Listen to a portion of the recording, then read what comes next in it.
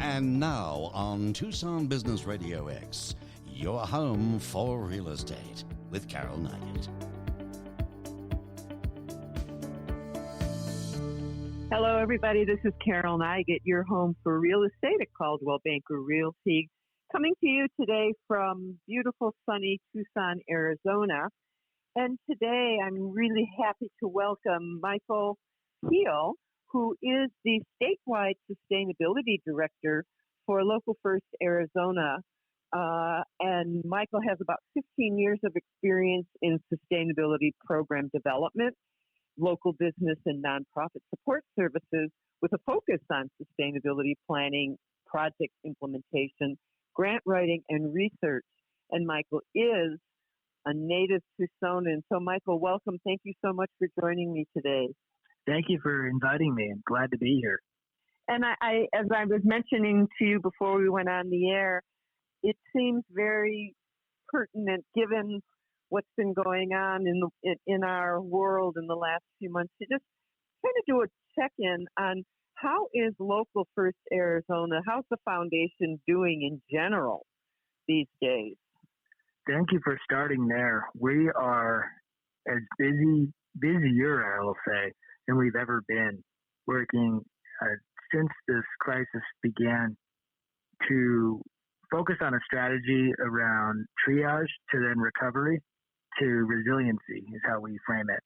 So being very much responsive to the needs of our local businesses and nonprofits served on a day-to-day basis, and creating content for webinars and resources on everything from the loans available to keep them going and keep them in business, to safety measures, to how to be more of an online business and being successful that way, and changing times, to having a small business relief fund available that has raised significant dollars for businesses to be able to avoid eviction and keep their doors open.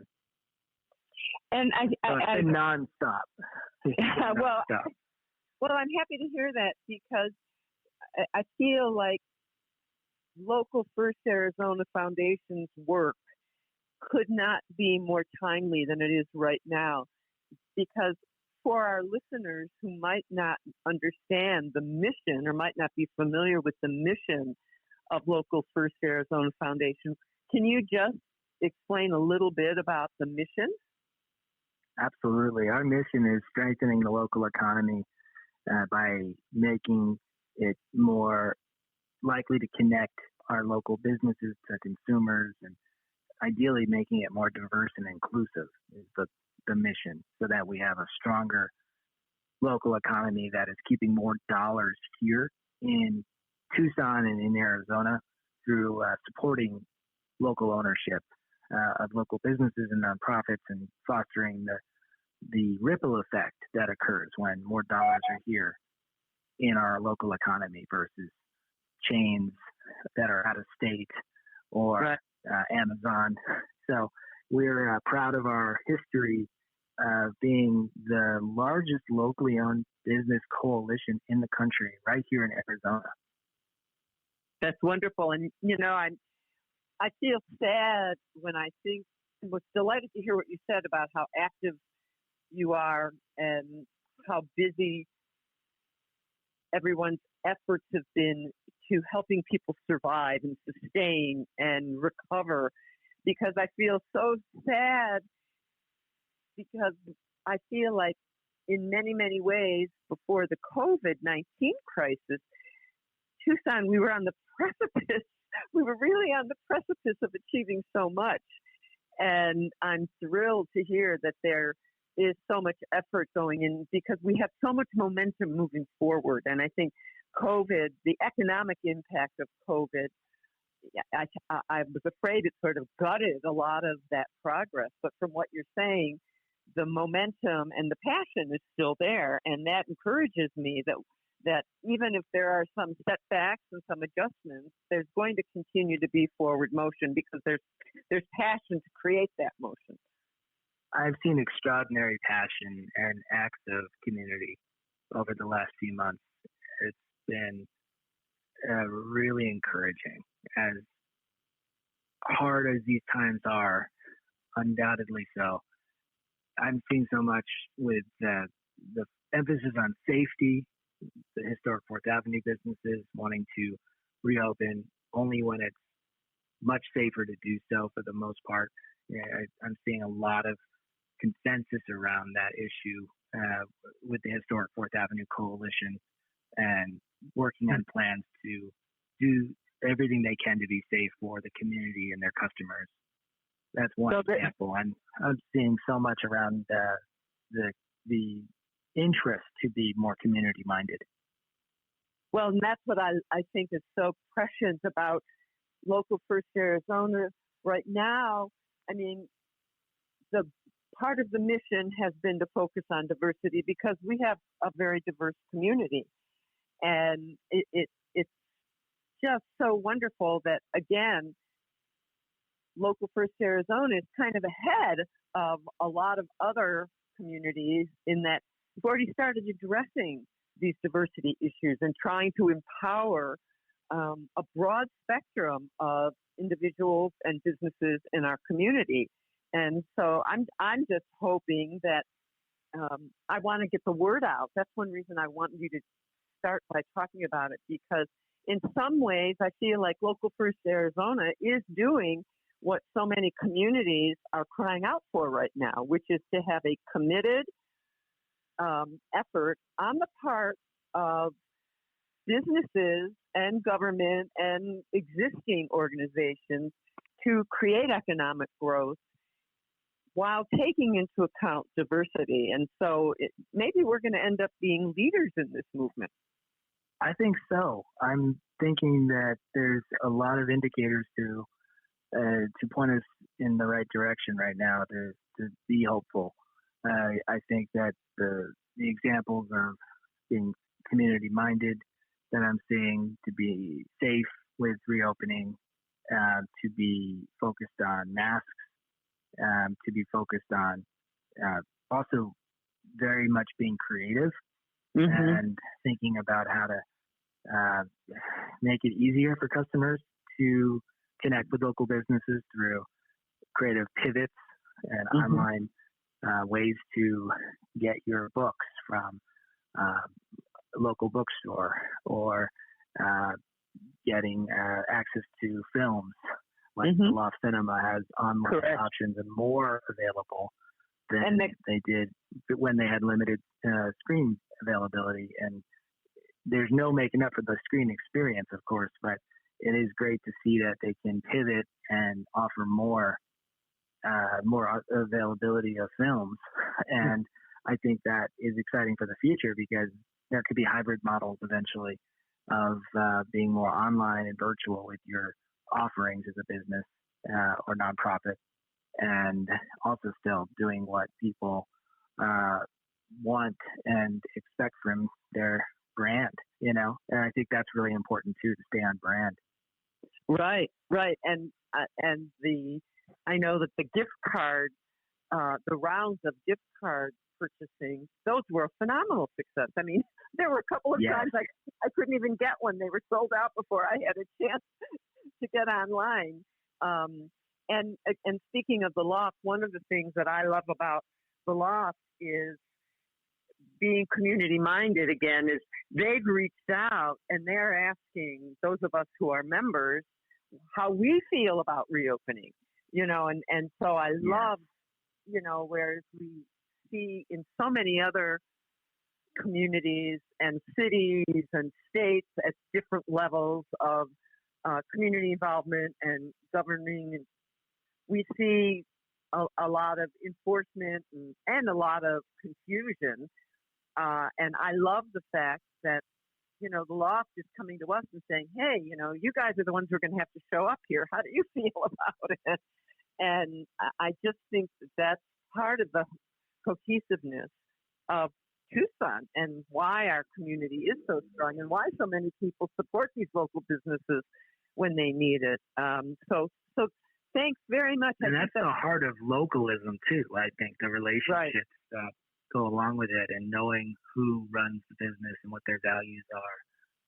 that's why we put the time in and have the passion that we do for it all, because we know the people and we know how much they care for the community and they're invested in the community. And I think that matters when we look at local businesses, for example. There's so many there, but there's also local credit unions and community banks that we promote in our work. And we know they have a greater investment track record in their local community across a wide variety of indicators. And because it's local ownership again, it's knowing your community, people living here, working here, and being civically engaged in all of it, it matters. It does, and it's very different to get an email from someone telling you that someone you know might be out of business if you don't buy a gift card than it is to just get an email that this, one of 500 stores that this corporation owns isn't going to be able to reopen. It's a very exactly. It tears at my heartstrings, and so well, thank you for allowing us to start out there, because I know that your heart is in sustainability, and I'm really so happy to have you, because I feel like this is something that I really personally want to learn a lot more about for myself, but also as I am a realtor, I'm a residential realtor. I work with a lot of people who are moving here, who want to be more environmentally sensitive and aware and conscious. And so I'm just really delighted to be able to explore that whole topic with you. And I know that one of the things that you're very excited about is the new Southern Arizona Green Business Alliance. Yes. So what would you like us to know, and how can people get more involved? Or if you want to just take it one step at a time, why don't you tell us what the Southern Arizona Green Business Alliance is? Gladly. So it's a brand new alliance we've launched with a number of partners across the city and in the county. And the idea behind it is to empower local businesses and nonprofits and other businesses that want to be involved through our partnership with the Tucson 2030 district.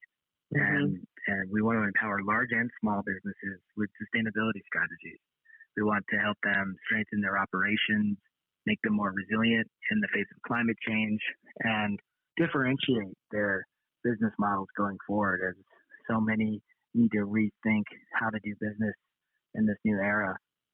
We're here to provide the tools and resources to rethink how to do business and plan for ways to be more community-oriented, more of a social venture mindset, and social entrepreneurship mindset around sustainability and resiliency, and what we call the regenerative economy, which is more of a holistic approach to the economy, with the employees being considered first and foremost, and the planet first and foremost, really looking at all of it first and foremost to be holistic and not just about profit. And I think the profit is all there as well in the strategies, because to link it all together, it's been proven to work to be creating models that are focused more on all three.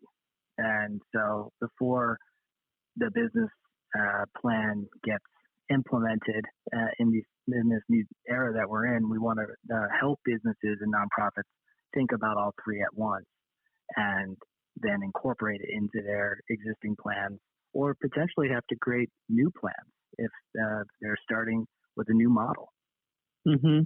And the Southern Arizona Green Business Alliance has some specific target goals for businesses, correct? In terms of the environmental goals, in terms of energy use and potable water and stormwater management. Aren't I correct about that, or am I? Yes, you're definitely correct. So our goals are to reduce energy, water, waste, and transportation emissions primarily. And we have three distinct programs to do that. We have a greater national goal as part of the 2030 Challenge for Planning nationally that the Tucson 2030 district focuses on. And that's a goal to reach a 50% reduction in energy, water, and transportation-related emissions by the year 2030.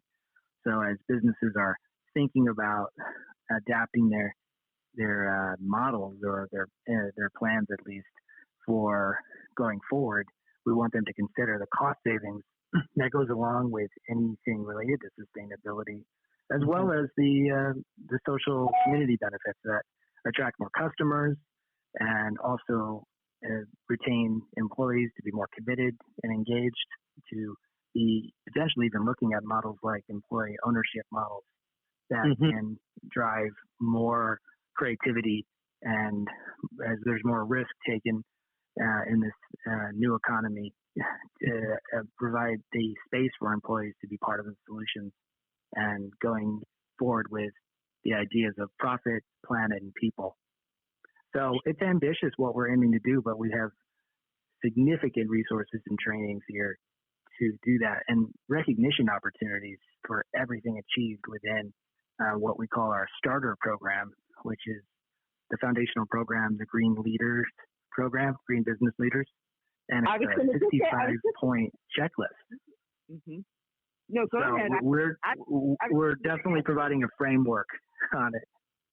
And it's the Green Leaders, is that something, because I know they've been promoting it lately, and I'm wondering, is that something that you're soliciting people to participate in? Are you looking to engage more business leaders in that, or is that a currently existing static organization? So it's a brand new program as part of this alliance. So we got this together thanks to the generous support of the City of Tucson and the City of Tucson Environmental and General Services, Tucson Water, FEMA Association of Governments, Tucson Electric Power, and the state of Arizona. And so we're very thankful for all the support. And the mayor's office has been truly supportive of our efforts to be creating this alliance and this program to be the starting point to meet businesses and nonprofits wherever they are on their sustainability and resiliency journey, to be getting them recognition for anything they're already doing, and then to be thinking about new ways of doing business that are more about how you support your employees and engage your employees and the planet as part of your plans, and then the profit opportunities that go along with it all. And that's exciting too, of course, because cost savings is something that everybody's thinking about just as much as bringing in new employees and new customers especially. Well, and I imagine that the cost benefit is a key buy-in to get some participation. Yes. So we had some success a few years back with a more intermediate program called Scale Up, which is an award-winning program that's more of a planning program, a cohort-based education workshop series. It's meant to be the next level up from the Green Leaders 65-point certification checklist.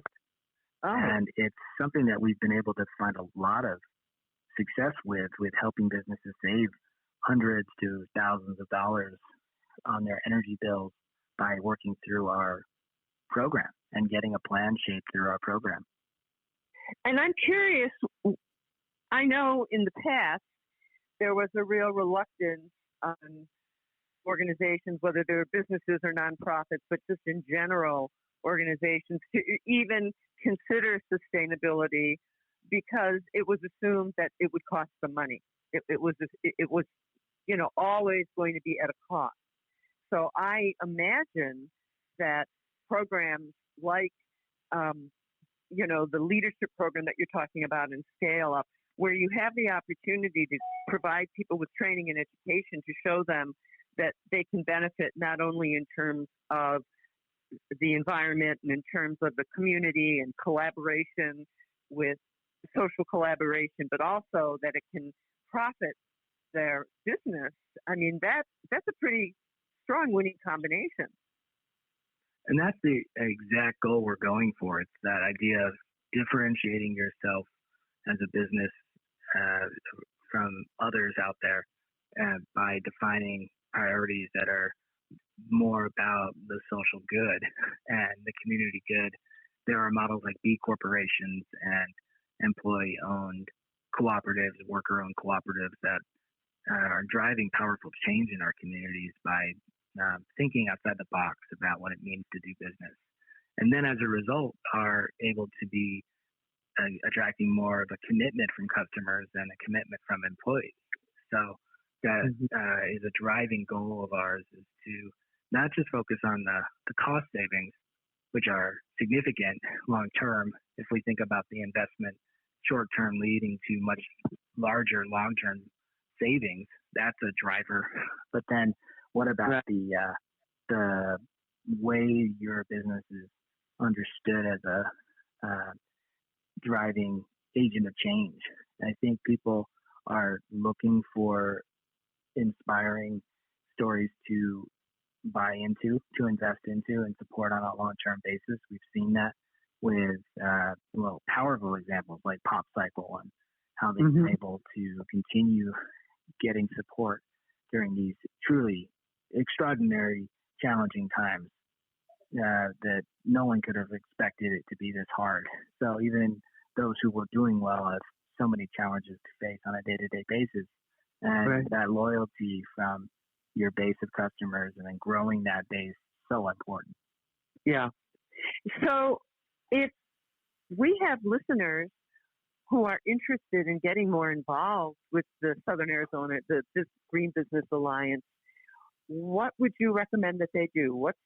Is there a phone number or that you would recommend? There's a website that I recommend going to right away to look at all of the details of the programs, and that's www.sazgba.com.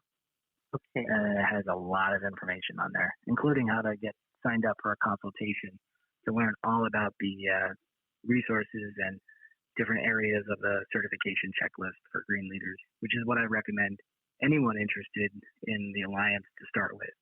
Even if you're already doing a lot, you have the opportunity to get recognized for what you're already doing, which will include promotion online, special decal, certificate, and a lot more planned over the coming year. And so you mentioned that the challenges that everyone is facing, but I'm curious in terms specifically of the sustainability programs, how are they adapting to, these are really extraordinarily challenging times.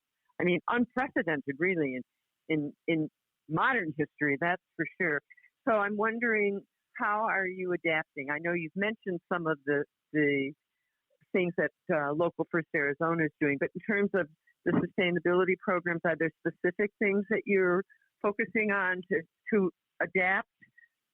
Definitely. I think that we have to adapt if we're going to be relevant and meeting the needs of so much that is changing on a day-to-day basis.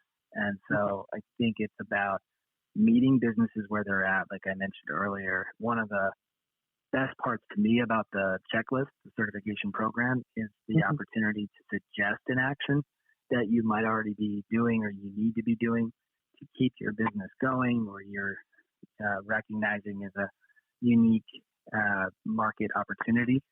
And we want to recognize how that can be added as a point on the checklist if it has a sustainability element or a community-minded resiliency element to it. So we are aiming for that when we are doing the work we're doing. We want to take all of the resources that we've been gathering and reading over the years into to the program like we've been doing, but then we've been adding more in around also environmental justice and equity and everything going on in our current times, current events. We have to center equity, and we know that, and it's already been a goal of ours, but we're putting more time into how many resources we have to offer there in that area, so that can be a big priority for those businesses as well, and the opportunity to be a leader in that space and be recognized as part of the solution. Well, and Mike, there are many. Go ahead. I was going to say there are many examples of what a solution can look like. So I wanted to mention those in a minute. Okay, and let me just interrupt you for 1 second just to say that this is Carol Nigut, your home for real estate on Tucson Business Radio X. Normally, we're broadcasting from the Stewart Title Building, but these days we're doing everything remotely. And my guest today is Mike Peel, who is the statewide sustainability director for Local First Arizona Foundation. And Mike, you want to go ahead and continue what you were saying? Yes, thank you. So there are many examples of what we would call a solution, a sustainable or resilient solution. And so examples of that include, if we're talking about energy, one example is planning to reduce energy use during periods of high peak demand, which is also a big cost-saving opportunity. And then another example is with water, the plan to curtail water use during drought periods when supplies are limited, because we are in a desert where that is a critical issue into the future. So there are lots of reasons to be doing that and prioritizing it. Waste and procurement is another example, and looking at local procurement as an opportunity to keep dollars recirculating here in our economy and reducing the distance of items and goods delivered, and then again, strengthening our local economy. So that's another example. A transportation example is telecommuting options available to avoid unnecessary travel and during periods of need only, which we're seeing a lot of now. I was going to say, we're getting some practice at that. Yes, we are. So we want to award recognition for it as a policy or plan. And so the next example is food and events. For food service businesses, over 50% of food is sourced from local growers within 150 miles. And for other businesses, over 50% of food comes from local caterers owned and operated here in southern Arizona. Again, strengthening our connections here and keeping our economy centered around local businesses is the way to shift more dollars here. We talk about the shift as part of our mission, shift at least 10% for a much greater economic impact. Well, I was just going to say, what I find wonderful about what you're saying is you keep coming back to the positive economic impact of some of the programs. And what keeps going through my mind, and I don't know if I'm just not, it's my antiquated mindset, but there's so much emphasis in the media right now, everywhere you go, on the economic challenges.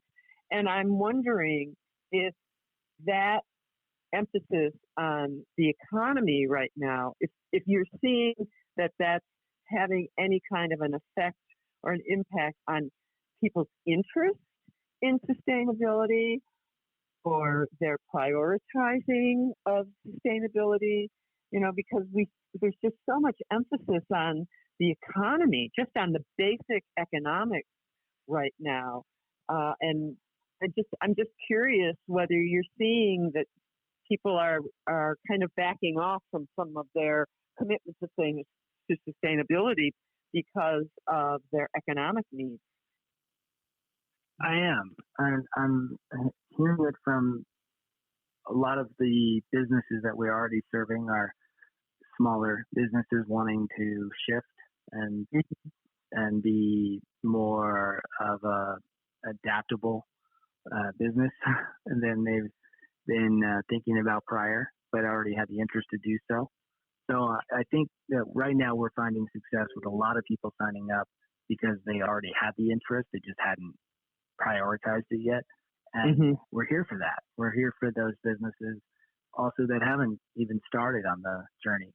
And before they start retooling or making any adjustments to their business plan in significant ways, we definitely would encourage them to get involved with our program to maximize what that planning process can be. Because survival is important, but I'm guessing some people feel that they have to survive and then they can focus on sustaining. But what I'm hearing you say is, give us a call. Let us consult with you because it may just be that some of the ways that we show you that our sustainability programs are the very things that are going to help you survive. Exactly. That you can benefit from all of these solutions. And that's the idea. We are here to also take in input around what might be done that's really out of the box that hasn't gotten a lot of attention, and how that might be a sustainability or resiliency strategy that others should consider as well. And we've been able to make some powerful connections in the past. For example, with Scale Up, with the first cohort a few years back, the connections made between Pop Cycle on 4th Avenue and their artist connections within their store, their collective, and one in particular being Bottle Rocket, which works with recycled glass base for their products, their wonderful products. Connecting them, Pop Cycle connected another member of the cohort, Sonoran Glass School, to their connections with the different artists in their collective. And that one example is Bottle Rocket. And that was a perfect connection because then Sonoran Glass School could provide excess glass to Bottle Rocket. And I think that we want to foster that kind of thinking, that collaborative thinking can help create more opportunities than if you're going at it alone or just the usual people in your network. And I think that's only going to go so far. And we want people to think outside the box and really understand how much of a community we can be and how much is out there in terms of solutions if we work together.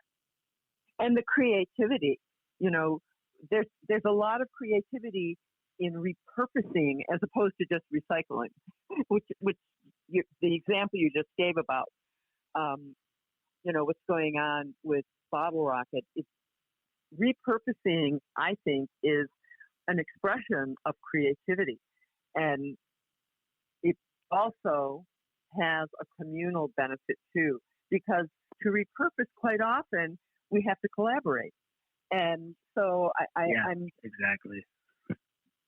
I just love the whole mission, and I'm so delighted personally to be in a community that I feel is really committed, and especially in this very, very challenging time.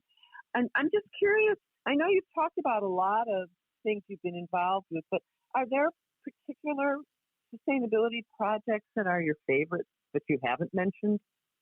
I've really enjoyed learning more about the energy analysis that goes into these types of projects at a more advanced level.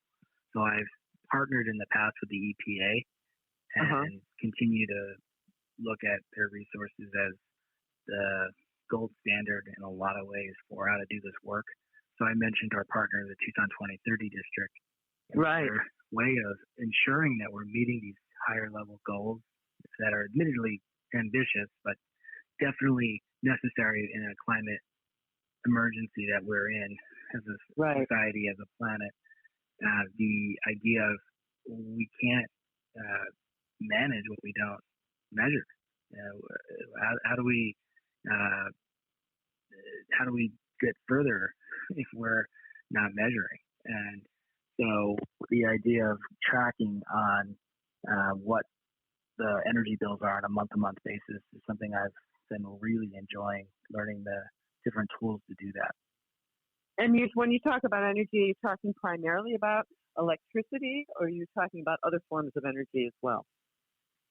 I'm talking about energy efficiency. I'm talking about water conservation. I'm talking about energy, water, and gas. Typically, with the benchmarking, the opportunity is there to look at all three over a series of months to years. And there's a tool called Energy Star Portfolio Manager that we utilize as part of Scale Up and the more advanced programs in the 2030 district, so that a business can maximize their cost savings and think about deep retrofit opportunities. And it's much more so for facilities that we're talking about, but there are opportunities to look at rainwater harvesting as well. And we're very excited about all of the above. Well, because I'm a residential realtor, I'm going to indulge, if you don't mind. I'm just curious, because so far everything that we've been talking about really is geared towards the business community. But I'm just curious whether you're participating or developing any programs for homeowners. We have, through our partnership with 2030 District, we have a strategy being developed for homeowners through the residential committee of the Tucson 2030 District to look at different pilot projects with homeowners. And it's actually the first residential committee within the entire 22 cities that are committed to the 2030 Challenge for Planning nationally. So we're the first city in the state of Arizona to commit to the challenge. And that's a local committee? It's a local committee, and it's the first one in the network nationally to develop a residential committee to focus on these goals with homeowners. Boy, I would love to learn a little more about the work that they're doing. I don't know if they publish any newsletters or if they have any guidelines or anything that they have available to the public, but I would be very interested in learning more about what they're doing. So maybe when we're not on the air, I'll ask you how I can get connected a little bit. I would love to connect you. There's so much opportunity there, I think. And then there's also a guide that we've created at Local First for individuals who are renting for their business space, how to work with their landlord to be encouraging sustainable actions and strategies. That's terrific. I mean, I just think I'm thrilled to hear about the residential committee, because I think if you can get people to buy in to practices that they're applying in their homes, you're more likely to get them to buy in their businesses, either because they're business owners or they're entrepreneurs, or they work in a business where we, kind of circling back to what you discussed earlier about collaboration between business owners and employees. I think that's one way some of that collaboration emerges, is that individuals who are committed to sustainability in their homes, they're now going to begin to demand it, or at least encourage it, lobby for it in their businesses, in their business community. Exactly. And I'm all for the overlap to be advocated for more, because I think that the more you're learning at home and seeing the benefits as a homeowner or a renter, because you're seeing that you're collaborating with your building owner to see some changes that bring the cost down and hopefully the rent down. Right. That is the idea here, is to see those changes on a smaller level, and then how can you implement those at a larger level for your business or for your community, hopefully for all of the above. Well, and Mike, how did you get interested in sustainability? I go back on this a long time. Growing up here in Tucson in my Rincon High School days, I was fortunate to meet the TUSD energy manager at the time, Doug Crockett, who would become the City of Tucson's energy manager. And he challenged me to work on a plan for TUSD around creating an energy efficiency program for youth to learn how to spot different opportunities for energy upgrades and improvements at the schools, and to get the youth involved with solar races. And we did a lot around making it fun and engaging, and an energy buddy type program was the idea, and we were able to get it accomplished. And I think it was a model that got a lot of learning accomplished, but also was fun and engaging. And so I learned a lot through that process.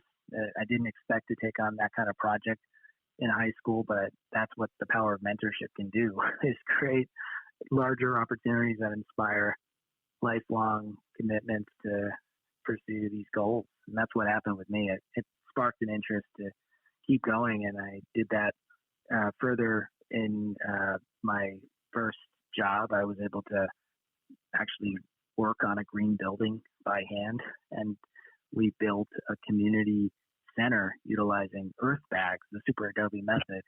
And it was the whole earth building center that we created for the nonprofit I worked for right after I finished college. And it was extraordinary. Talk about community barn raising. We literally got the community out on weekends to build this net zero energy building and focused on utilizing the most basic materials from literally just working with the earth and building this building out of earth bags. It was an inspiring project for me. That's another one I would love to see more of. That now that I have that experience, it got me interested in green buildings, and then I looked into the U.S. Green Building Council and understood better about LEED, and took my exam to understand the LEED process and got that done and passed. And it was all around an opening into a much bigger world. To start there in high school and then go much further, and I'm still learning every day. It's its own world to understand all the possibilities with sustainability. I'm definitely of the mindset never stop learning. It keeps getting more advanced by the day. Well, yeah, it's a wonderful. I love listening to you talk about your experience building from the earth. You know, we have a society right now that seems to, unfortunately, to a very large extent, to have forgotten that we're connected to the earth, and we're connected to the water, and we're connected to the sky. And I could just hear the heartfelt connection that you felt to the earth. And it sounds to me like that was part of what inspired you to want to work in ways that help to protect it and help to save it out of respect. And unfortunately, too much of our society, we've gotten so far away from it. And I'm kind of hopeful that part of what's happened that's coming out of this crisis is we're maybe rediscovering the value. I know that I happen to have lived many years in the Chicago area, and I happen to be listening to the radio this morning, and the mayor this morning announced that people could go to the lakefront again.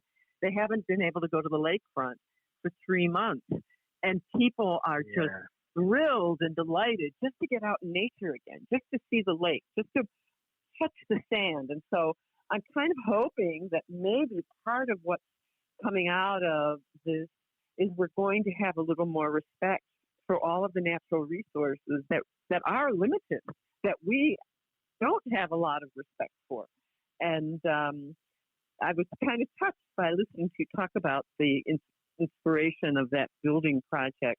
So I'm curious, what do you think are the biggest challenges right now? I think it's what you're getting at. It's that we aren't prioritizing these values enough and understanding their longer term opportunities. I think that it's not going to be easy to get any of this accomplished, but what is easy lately? Right. And so I think we need to consider different approaches that can be not just about profit, but still about profit, and have an opportunity to create a better community. And the nature of some of this work is it's slower at times than just going for the Amazon approach, to get as much as you can get done as fast as you can. And I think we need a slower growth mindset. Smart growth, I think, is a good word too for it. Smart and slow growth in a way, in that the opportunities are there with the right plan to realize even greater savings by investing in any of these ideas that we're talking about today. And the longer term benefits from the upfront investment can be achieved, they can be realized, but it does take time and a willingness to put the time in and know it won't happen overnight, typically. And some efforts can happen fast, but typically it takes time to realize these savings and realize your return on investment. So I think there needs to be a willingness to look at it all simultaneously and know that there can be greater opportunities ahead by putting the time in to be more sustainable, be more community oriented, and be thinking about your employees and how to give them more opportunities, and to be considering more around what the needs are with equity and environmental justice. And there's just so much to be done. There's so much to contribute to create a better society, a better community, and systems that are focused on people first. And I think if we don't take into account how people are affected by all of this, the work we do, and think about our actions and our consequences and all of the result or the cause and effect of what we do enough, then we'll be in a similar place that we are now. And I think we won't be ready for the next crisis.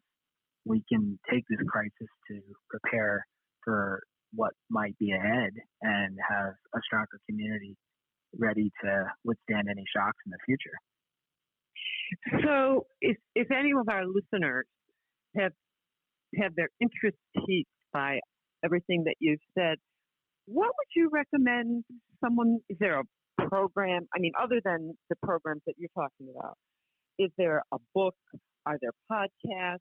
Are there resources that you would recommend that someone could avail themselves of to begin the process either of educating themselves or learning about what opportunities and options there are that they might want to consider? Where would you recommend that somebody start? Well, I would recommend the Green Leaders Program for that reason, because we have so many resources that can be explored as starting points, from readings to different websites like, I'll mention a few in a minute, but before that, I wanted to mention the opportunity to baseline your energy, water, and waste and transportation usage is a requirement of the program, as is being part of the travel reduction program with FEMA Association of Government. There's just so much to learn, and then diving deep into all of these resources. So that's one way. Another way is to just get started and look at websites like the Democracy Collaborative and the Institute for Local Self-Reliance are two of my favorite websites for not just sustainability, but localism and everything we're talking about. All of that is covered on a regular basis with excellent studies on those websites. They're really the cornerstones of a lot of what we do and what we build off of. And these aren't just for businesses. These are just for individuals who want to learn more about. Literally anybody can be part of that shift that I mentioned. That we like to say the 10% shift. Anybody can start there, and then it's not local only, but it's making that shift to try to get to greater percentages of local actions and sustainability actions as well. So you mentioned the Democracy Collaborative. What was the other one? Localism? The Institute for Local Self-Reliance. Institute for Local Self-Reliance. Okay, that I'm not even familiar with that one, so I want to make sure that I note that one. And so in the last couple of minutes that we have, Mike, is there anything special that you would like to convey or something that we haven't gotten to that you'd like to talk about? Well, definitely to go to localfirstaz.com, FIRSTAZ.com, and check out our directory of all the local businesses and all of the resources I mentioned at the beginning of the call, in addition to our Southern Arizona Green Business Alliance directory. We have other programs that are sustainability related statewide. We have many events, online events now, to be as safe as possible. We've been putting on plenty of webinars on a regular basis, and we'll continue to put those on. And one thing that I'll add, I'm just going to add to that Local First Arizona, you can make a single contribution, you can make an ongoing regular monthly contribution as a localist. I'm pretty sure I'm correct about that. So you can get involved even if you don't own a business, even if you aren't about to put a water harvesting system in your home. There are still ways that you can contribute to the cause.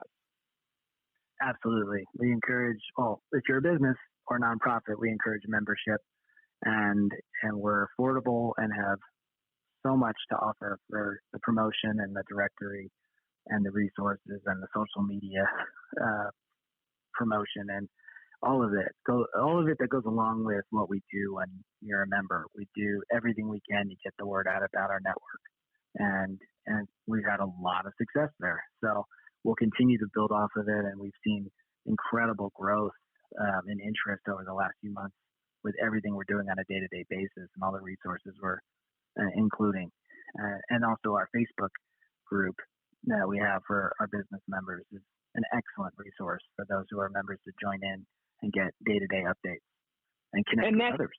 So, that's just the Local First Arizona Facebook, correct?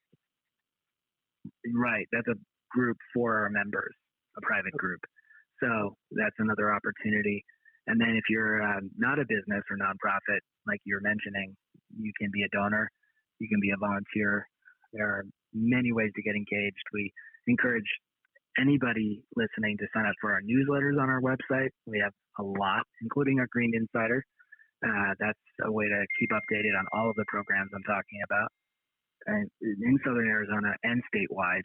And then all our social media channels, Facebook, Twitter, Instagram, we're active on all on a frequent basis.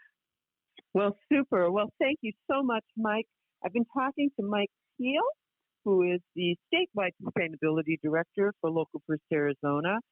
And we've been talking about sustainability and I think all of the terrific things that Local First is doing in Tucson and in Arizona, which I think are really groundbreaking and I think are providing a lot of leadership for many other communities around the country, at least as best I can tell as an outsider.